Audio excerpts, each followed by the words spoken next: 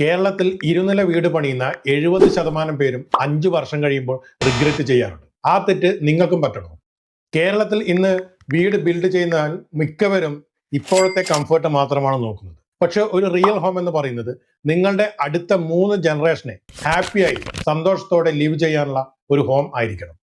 പാരൻസിന് dignity, ചിൽഡ്രൻസിന് safety, future കിഡ്സിന് comfort, ഇവയെല്ലാം ഒരുമിച്ച് consider ചെയ്താൽ മാത്രമേ നിങ്ങളുടെ ഹോം അല്ലെങ്കിൽ നിങ്ങളുടെ വീടെന്ന് പറയുന്നത് ട്രൂലി ഒരു ഫ്യൂച്ചർ പ്രൂഫ് ഹോം ആവുകയുള്ളൂ. സ്റ്റെയർ കേസുകൾ നിങ്ങളുടെ മൂവ്മെന്റ് ലിമിറ്റ് ചെയ്യും, പക്ഷേ ലിഫ്റ്റ് അത് ഓപ്പൺ ചെയ്യും. കേരളത്തിലെ സ്റ്റാറ്റിസ്റ്റിക്സ് പറയുന്നത് മൾട്ടി സ്റ്റോർ ഹോം ബിൽഡ് ചെയ്യുന്ന 70% ആൾക്കാരും പിന്നീട് റിഗ്രറ്റ് ചെയ്യും. That we didn't plan for the future.